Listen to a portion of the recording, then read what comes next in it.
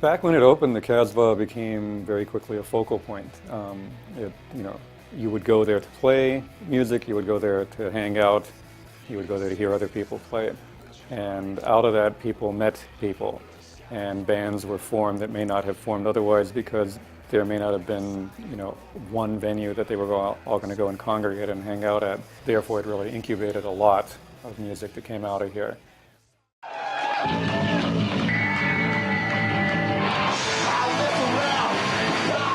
Nobody would want to have the kind of music we were playing in their establishment.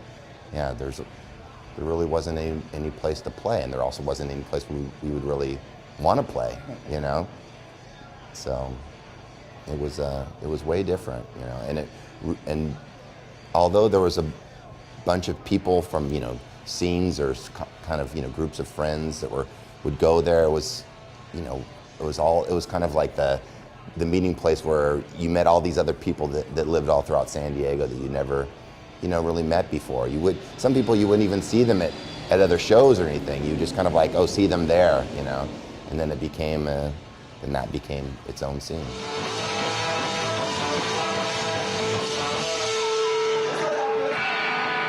I was just a fan. I wasn't a person that worked in radio. I had no connection to anything. I worked in construction and for law firms, and I was just a music fan, and this place meant the world to me because there was nothing like it. Mainly because that was the beginning of maybe some youthful energy getting into the city, because it was still such a military town and all these things. It was definitely the beginning.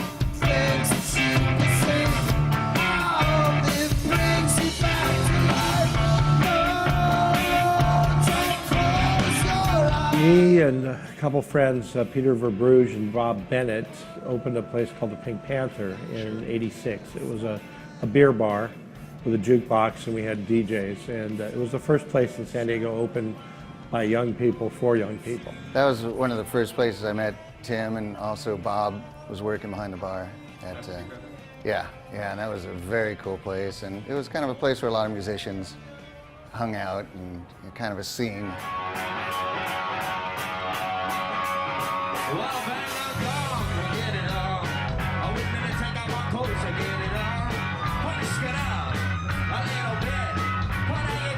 I remember just going to see bands like the Dragons and not really being a buddy of Tim, because there was this, I always called it the Casbah elite. There was a thing back then. There were a group of bands. The music scene was all supported by the bands. It's a lot different now. I think we actually have music fans in San Diego. It isn't just the other bandmates supporting. But Tim Mays gave everybody an outlet and a place to play, and it's pretty amazing to think 25 years later, here we are. And that's just the Casbah. You go back, we're talking more than 30 years of what Tim Mays has made a difference in our community.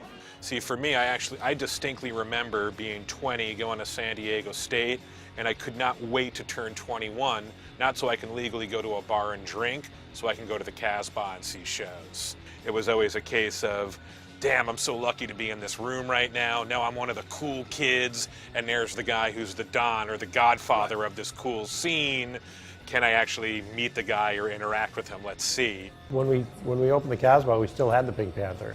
We hadn't lost our lease yet, so this just became available, and both Peter and I used to put on, Peter used to have a place called Kings Road, where he put on shows back in the 80s. So he and I both had done that, and we just thought, okay, let's just get a place, where we can have some music. And all the local bands started playing there a lot, and that whole scene, early 1990 was pretty much, and that's when I met John.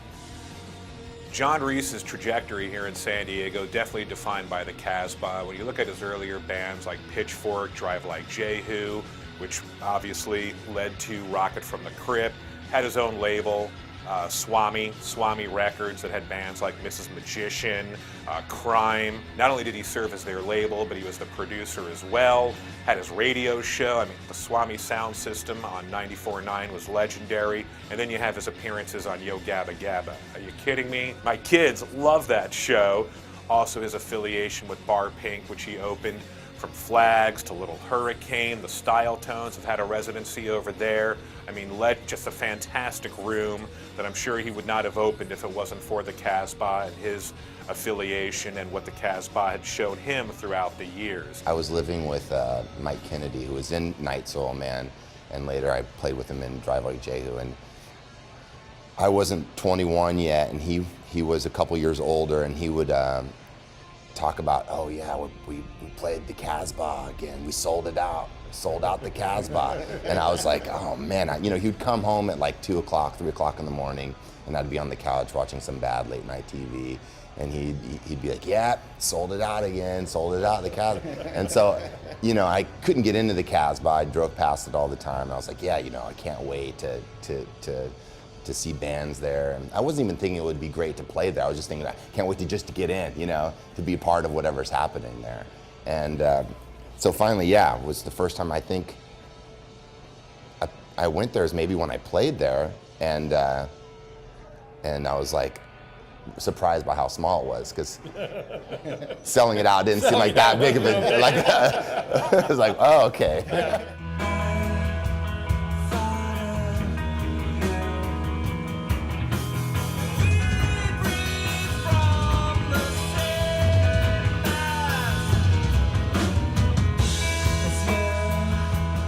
It was about checking out bands for sure, like the punk shows that Tim did, which was where I got my education, seeing bands play. That experience wasn't about watching bands for a lot of people who would go to some of those shows. It was always about seeing the bands for me. That's why I was there, But for a lot of the people, it was about something else, And the Casbah, it wasn't like that. It was like, this is about just having fun, checking out bands.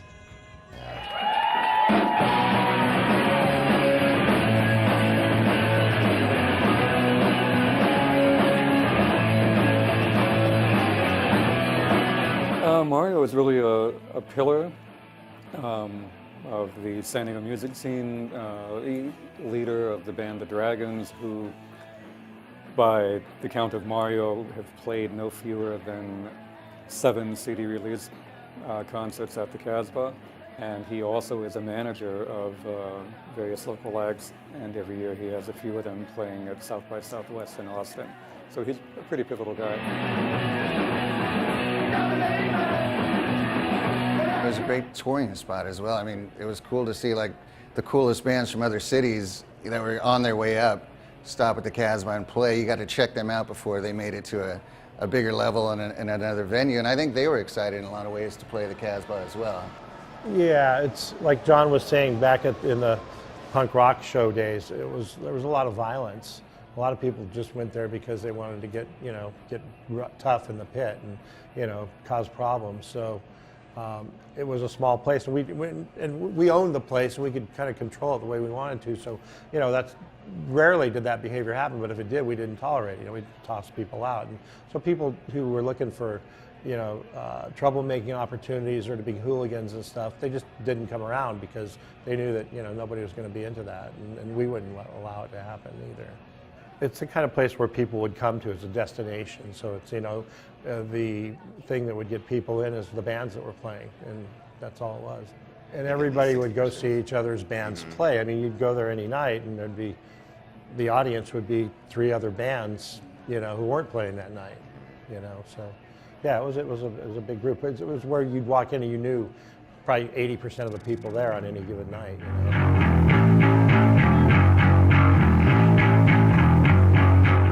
So when the Rockets of the world did start coming up, that was like the first time I noticed that there's a scene.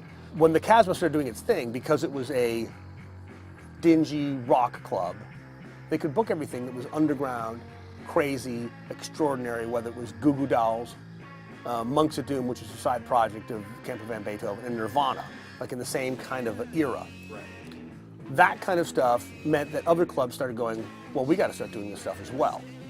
So when the scene got bigger, at the same time, Soma started bringing in some of those, underground things. Like Green Day's first gig here, I think, was at Soma, the old downstairs place, technically south of Market, where they got the name from. And the Nirvana's first show was at the Casbah. So if you look at it, it's like when the Casbah first started doing what it was doing, it kind of pushed everybody else to realize, oh, we can do this. We can do this, and other local bands would go down there and play. So Tim, in an effort to round out his programming, if you will, touring bands would come through. Then he'd have local bands open up for the touring things, or he'd have local bands do little showcases.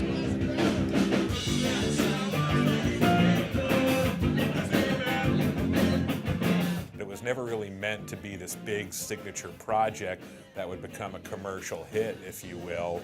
It was just kind of like this little indie side project for them, but it ended up being the band that got the most traction for both those guys. And in my opinion, Pinback is one of the hands-down best bands to come out of San Diego. I love their vibe, their sound. They're so bass-heavy, melodic. Their vocal harmonies are insane.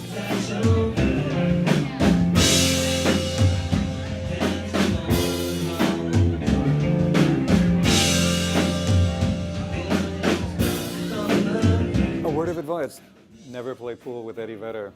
He came to see Jonathan Richman one night, and afterwards we were all hanging around afterwards playing pool in the back room.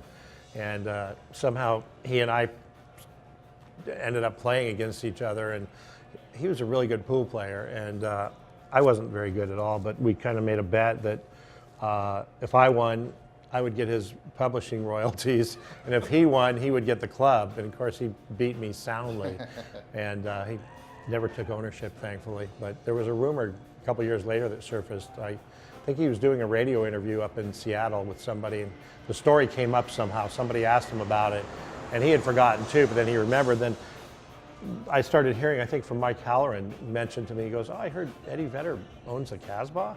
It had kind of just gone down the coast, like a rumor kind of filtered out there. It's pretty funny. We're the White Stripes from Southwest Detroit, and my name is Jack, and this is my big sister, Meg, on the drum.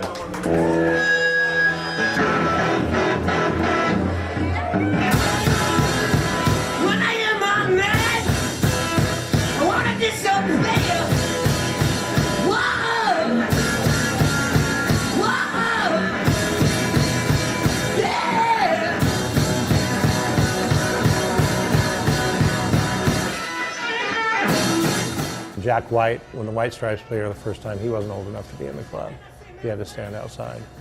So he was probably 19 at the time, 20. I think it was like 13. It seemed like it's such a small crowd the first time they played. Oh yeah, the first time they played it was like less than 100 people here.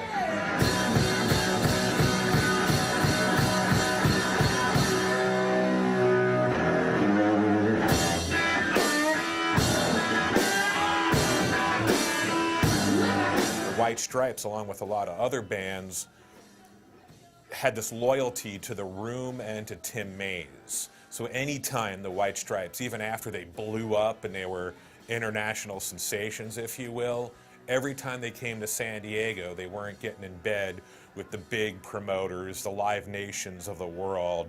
They were still committed to the Casbah.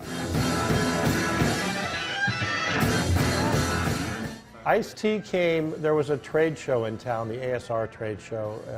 This was right after we first opened, actually, and some clothing company put on a show, and they had booked Uncle Joe's Big Old Driver and Lit and Korn, when Korn wasn't really well known outside of Orange County at the time, and they were headlining it, and the crowd got really, really ugly. I mean, it got ugly to the point where we just stopped letting people in, because they had handed out like probably 500 or 600 free passes to get in, the people organizing the show. And we, the crowd was really, really gnarly and ugly. Orange County, a bunch of dirt bags.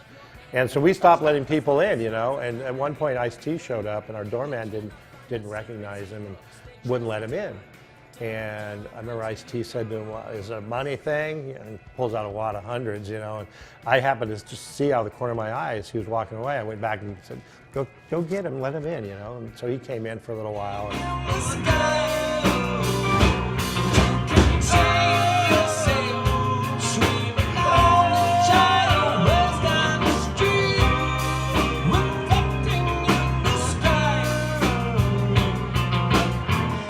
I first met O back in the early 80s when he was working for Golden Voice, kind of. Golden Voice would bring over bands from the UK and send them out to all the various West Coast destinations to help play for the airfare. And O used to be there. Well, back then we didn't even call it a tour manager, right? It was just a chaperone. Correct, Yeah, O would be It their wasn't a tour tour guide, manager. basically. And he would always be down here with bands like, what, GBH, Toy Dolls, Every band pretty Yeah. much that was from the Golden Voice. Exploited, Most English all bands. those English bands. So The that's Jesus where and Mary Chain, yeah, most of all. Jesus and Remember Mary back Chain, above? yeah, Yeah, the Jesus and Lions Mary Chain, Club. There's really like 5 O's because like you'll see them down at Lou's Records sitting out checking out stuff, and then remember one time I was watching MTV and there was a Note Dow press conference and it panned off to the side and O was sitting there leaning in. You know, it's kind of like that Forrest Gump thing where he appeared in every historical event. It's kind of like O. O is literally a bigger than life figure in not only here but beyond. He came up in the early days of the Casbah playing in a band named Fluff, and went on to really to mentor. Not only was he significant in terms of playing in bands and helping to get things going, but he has mentored so many different musicians over the years, from John Reese and the guys in Rocket to Blink-182. I went to see Pearl Jam in probably '93 at the Civic Theater downtown, and we're sitting there, you know, it's like all packed and stuff, and they're on stage, and you look over the monitor. That's O? What O's doing the monitors for Pearl Jam at the Civic Theater? I mean, that sums up the guy. He's everywhere. Of all the places I tour a lot, and of all the places around the whole entire country, there's no one could ever dream a place like San Diego. And as far as how like it works as a music place, if you go to Los Angeles, you won't find anything like the Casbah in Los Angeles. Nothing, not one place. You might find it maybe in Seattle and maybe in San Francisco, maybe one place on the East Coast, but nothing is like the Casbah across the whole entire country. And I've been across the country 50, 60 times touring with bands, and nothing is like the Casbah. I think that's like about that time was like what epitomized like in bands still today. You don't feel like a band until you play the Casbah. And at the same time too, I think I went from the Texas Tea House in Ocean Beach to the first show at the Casbah, and that's the same thing when I kind of felt like, you know, I was a real band and we were doing some real stuff, and it made you more serious about playing and writing songs and being more of a serious band because you know, sometimes get to open for cool touring bands that were going through. I think there's a real cachet to playing there. A really good example I could give you in 1995, Alanis Morissette, who had already exploded, her management figured that it would be really good for her credibility as a hip underground artist, even though she was anything but a hip underground artist, for her to come and play at the Casbah, and they filmed her here for an MTV special. We'd played shows other places, and they were always like, you know, makeshift, and, you know, played the Shea Cafe, which was a great petri dish of different people meeting each other, and it was a cool scene going on. But playing the Casbah was like, it just felt a little bit more like what I was doing was legitimized. You know, it's like we're a real band. You know, this is a real thing now.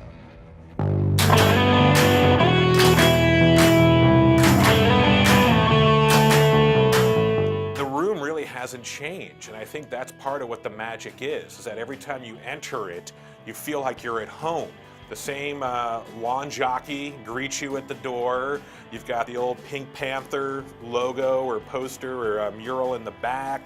You got the same Miss Pac-Man machine or Galaga or whatever. A lot of the same bartenders work in the room, the same lights, the same funky bathroom. I mean, it is what it is, and I think that's part of the magic. It's like putting on an old sock or an old sweatshirt or hoodie. There's a lot of things you can do in San Diego. So a lot of people don't look at the scene as a scene. Like, you can go surfing, mountain biking, road biking, snowboarding, skiing, whatever it is. Like there's so much other stuff to do. Where when you come from an industrial place like Detroit, Minneapolis, Seattle, where it rains a lot, it's cold, the scene happens. Yes, the scene happens because it's the only thing you can do. Given, again, the timing was everything. Today, there are, any number of venues that an indie band here can go and play at. Back then, there weren't, and therefore it was like a magnet. There's magic in that room. It really is, and it really just defined a scene and gave these indie rock bands a place to play, and people like myself a place to go. You gotta wait till the devil brings you back on your